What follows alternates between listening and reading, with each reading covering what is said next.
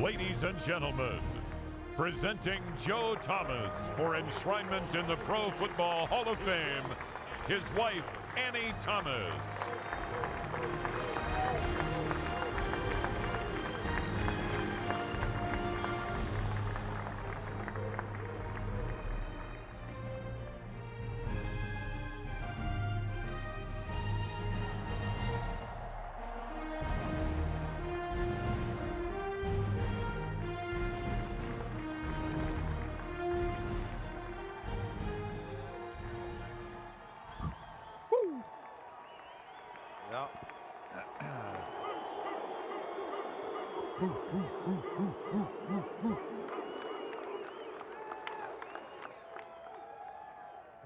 Thanks, guys.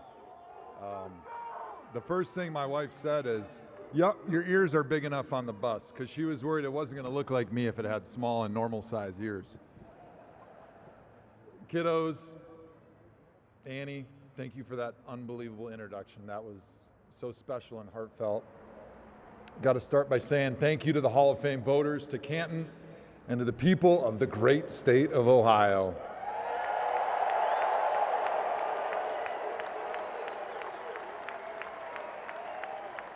Congratulations to my fellow enshrinees. It's really impossible to describe the feeling standing up here in front of all of your childhood idols, many of whom hung from the walls on posters when you were a kid in your bedroom. It's just an incredible feeling, and I'm not sure if it will ever feel like we actually belong in this incredibly elite club of the greatest of all-time football players. Now, I want to start by quickly talking about a random number, 10,363. All right, it's not too random, but that's how many consecutive snaps I had during my career. And from my first snap as a rookie in 2007 to my last snap when I tore my triceps tendon, that's how long this journey has been. That number 10,363 is special to me in a lot of ways. And not just because it's an NFL record, but because it shows that I was there for my brothers 10,363 times in a row. They could count on me. Being an offensive lineman is all about being a servant and showing up for everybody else. Loyalty, consistency, doing something bigger than yourself, showing up for the man next to you. Those were the values that I learned at an early age. And those were the values that I took onto the football field. I was so lucky throughout my career. Obviously, to be able to play more than 10,000 snaps in a row, there's a lot of luck. No chin straps breaking, no shoelaces going untied, no little cramps, no contacts falling out. Got LASIX my rookie year, so that wouldn't happen. But really, I feel like the thing I was the most lucky from during my career and my life was the family that raised me, my friends that were a part of this journey, my coaches that taught me the details of this sport and many others, my teachers who cared for me and cared about me, my teammates who showed me the same love and compassion that I tried to show them. Certainly wouldn't be on this stage here today without all those people that have helped shape me into the player that I was and the man that I am today. And that starts, Mom and Dad.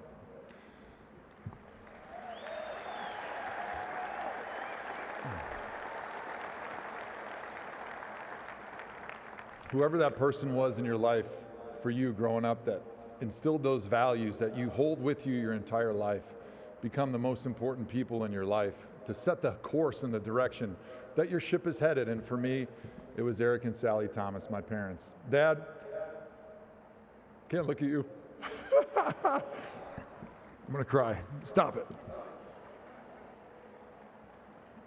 I watched you go to work every single day, no matter what, no matter the circumstances. There was no complaints. It's just what you did. As an offensive lineman, it's just what we do. We go to work. When I was about knee-high to a grasshopper, I remember you strapping cross-country skis on your feet and going to work in a blizzard in Milwaukee, Wisconsin. Because you know what? The calendar settles a work day, and we got work to do. At the time, I didn't really know what the quote, availability is the most important ability meant, but that's exactly what it meant to you, and those are the values that I learned from you, buddy. I took the lessons like that that I learned from mom and dad every time I walked onto that field. And I tried to instill them in my teammates to be the best teammate that I possibly could. Dad, thank you for that love, and thank you for that example that you set for me. Mom, you taught me to always strive for perfection. Now, growing up, I always had to do my homework and my chores before I could go outside and play, pretty standard. But you grounded me. I'm still holding it against you for an entire semester when I got a C in algebra. Who needs algebra when you're going to go play in the NFL? I tried to tell her that back then, but she wouldn't listen, and it was actually a C+. So by the way, details matter, so it wasn't a full C. I hated it then, but I love it now because that was just a little lesson that you taught me. But it was among a number of crumbs that you gave me growing up that led me to be a perfectionist on and off the field and allowed me to go out for 10 and a half years and be the best version of myself and the best teammate I could possibly be. It was those principles that you taught me at home, and sometimes it was, you had to beat me with it a little bit, but it was those lessons that I took at home onto that field. To my sister Jessie, my brother Bill, and all my family members that are here, you guys have shaped my life in ways that helped me become an NFL Hall of Famer, which is still a little bit weird for me to say, but I'm Hall of Famer number 369.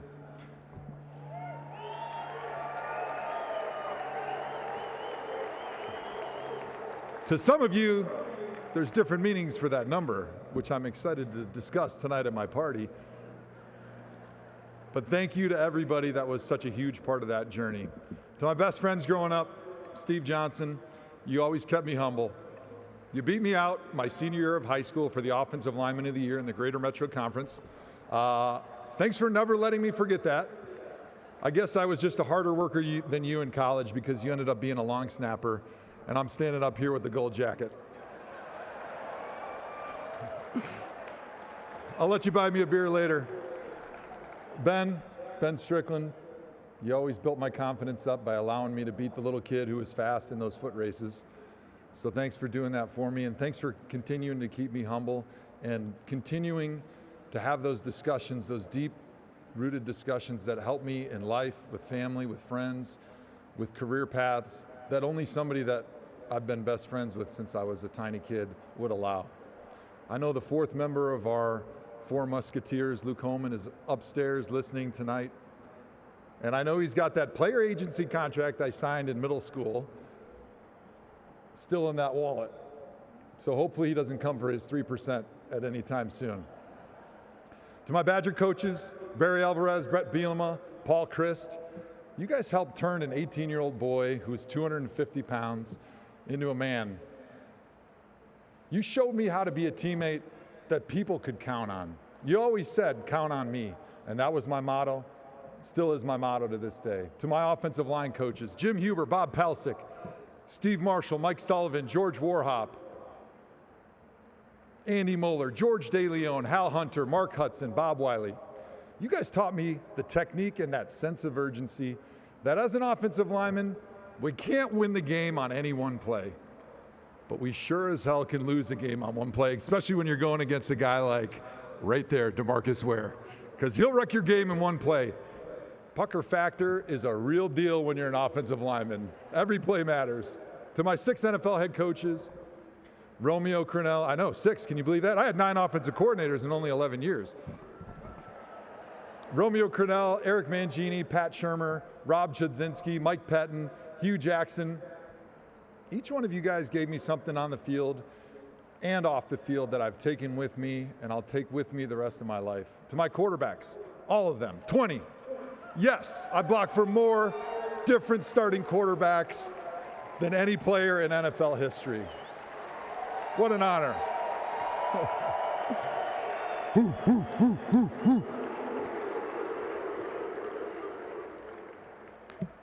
No matter who was back there or what our circumstances were, which sometimes were tough, some of them were your fault, I'm not gonna lie, but I won't call out which ones.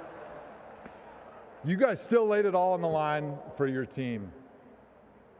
And that was always very special to me. And hey, if you ever had a good left tackle, you may have survived more than one season or one game in some cases. Or you may have even survived long enough for me to learn your name. Sorry, Josh Johnson. To my fellow offensive linemen, We were in the trenches when it was 95 degrees in August, when it was December and there were snowstorms flying off the beaches of Lake Erie, whipping around Cleveland Browns Stadium. The misery that bonds offensive linemen as brothers for life, it's something that people who've never played the position can really understand. It really is a mushroom club. To my mushrooms, Alex Mack, Jason Pinkston, Mitchell Schwartz, John Greco, Hank Fraley, Eric Steinbach, Joel Batonio, just to name a few of the guys that I played next to. Thank you. Thank you for always showing up for me. Thank you for giving me the ability to always count on you guys.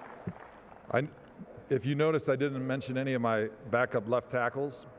I'm sorry about that. Never gave you an opportunity to go on the field and show what you could do, but I did make you take all my practice reps so that the trainers could tape me together looking like Mr. Potato Head, and they could wheel me out on Sundays and somehow get through 69 plays, only to try to do it again the next week. To all my other teammates, it's truly an honor to have shared a locker room with you. The best times in our life, and I'm sure many of these people up here, these legends would say the exact same thing. That environment you share with the locker room and those teammates that are in there are bonds that you'll take with you for the rest of your life and that will never be matched. To the Cleveland Browns.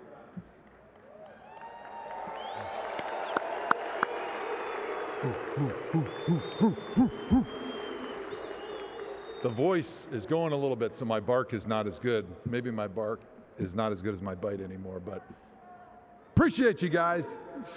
I'm fiercely proud to have spent my entire career in Cleveland with you guys. What made my time in Cleveland so great and so memorable has been, without a doubt, the support staff that's in Berea, Ohio, which is the best in the NFL. To Jenner and Renee in the community relations room, you guys gave me that opportunity to go to schools and use my platform as an NFL player to talk to young kids and to change lives, and to share the 3 secrets of success that you can take with you in football and life. I know a lot of guys up here probably heard it from their coaches because it came from Parcells, it came from Belichick, it probably came from coaches before that. But if you can be on time, pay attention, and work hard, you can find success in football and in life.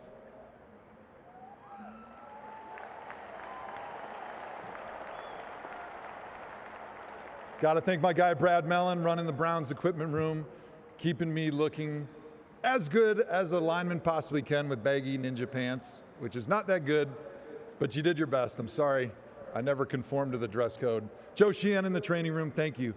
Somehow you found a way to keep me on the field for 10.5 years, every single Sunday, through a lot of surgeries and a lot of injuries that nobody ever heard about.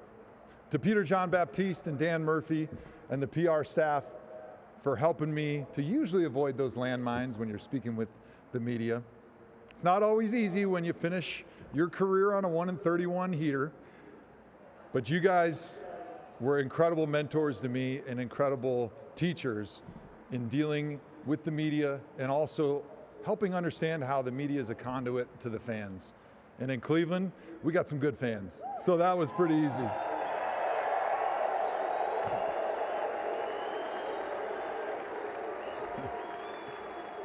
To everyone with the Browns organization, from Miss Jackie in the cafeteria to Miss Carol at reception, to Dimitro and my Ukrainian buddies on the custodial staff, happy Friday. What made Berea special for me? It was always the people inside those walls. It was the joy that I got experiencing that selfless team attitude every single day. Whether it was walking through the front entrance and being greeted with a smile at the security desk, or shooting the breeze with the grounds crew way behind the backfields. No matter your role with the Browns, no matter your perceived importance, you guys all show up for each other like perfect teammates. We could always count on you because on a true team, no job is more important than any other. It was inspiring for me to see the values lived out on a daily basis through the work that you guys did in and around Berea and in and around Cleveland Browns Stadium.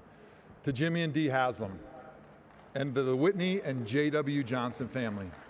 You guys have built a first-class organization in Cleveland, and the success is right around the corner, and I cannot wait to be the biggest fan when it comes.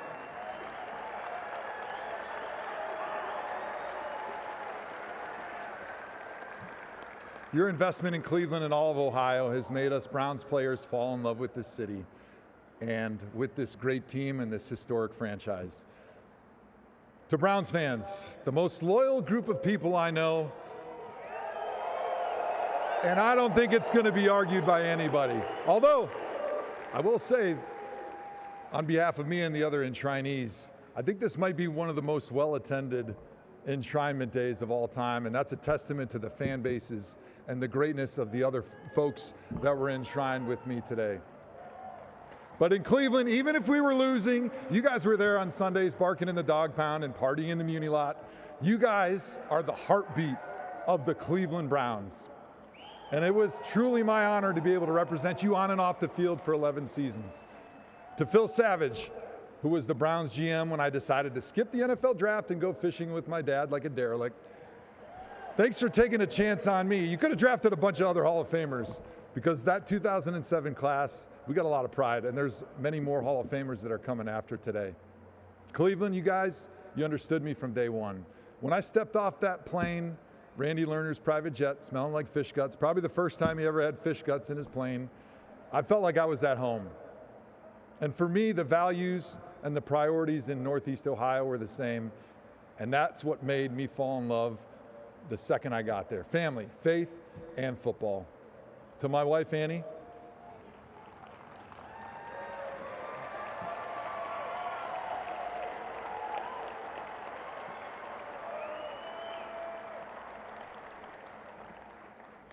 you've always been my rock. Your support has always been unshakable. You were that person that when I would come home and I was frustrated and I gave up a sack or had a bad practice, and you just looked at me and you knew that I didn't want to talk about it. You didn't push, because that would have been a bad idea, because I didn't want to talk about it. But sometimes when you come home, you need somebody to talk to. You were always that person, because you lived through the losses, the injuries, the new coaches, the times when I was too worn out to even speak or lift my head off the pillow, and you were understanding. You were generous. You were the soulmate that I always needed.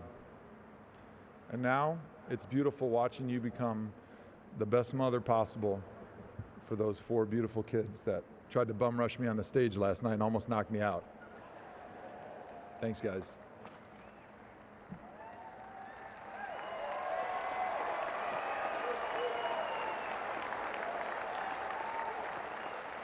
Most importantly, though, I'm glad that they look like you and not an offensive lineman like me.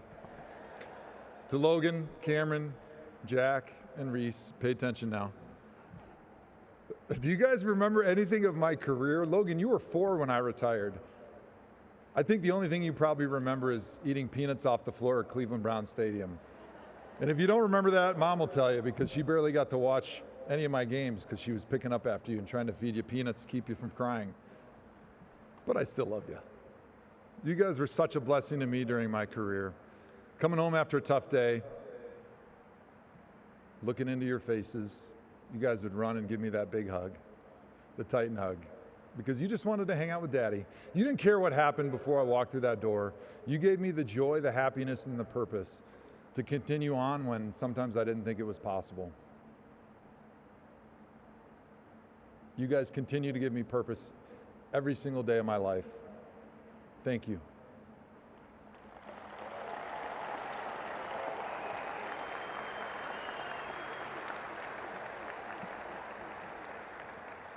Finally, I got to thank my agent, Peter Schaefer, not because of what he did for me as a contractual situation, but because of the best friend that you were and the guidance that you gave me as my professional advisor through an up and down football career. That relationship that we built was as strong as rock and allowed me to focus on trying to be the best version of myself on the football field. I'm grateful to each and every teammate, all the way from junior Lancer football when I was in 7th grade, every teacher, coach, and guidance counselor who helped me along the way.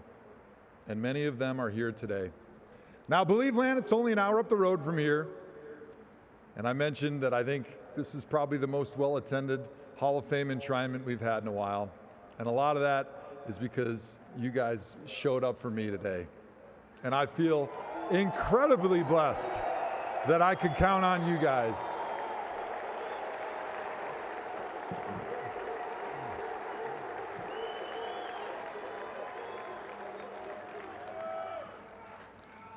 With that said, it's the greatest honor of my career to be able to accept this lifetime award on behalf of all of Browns Nation.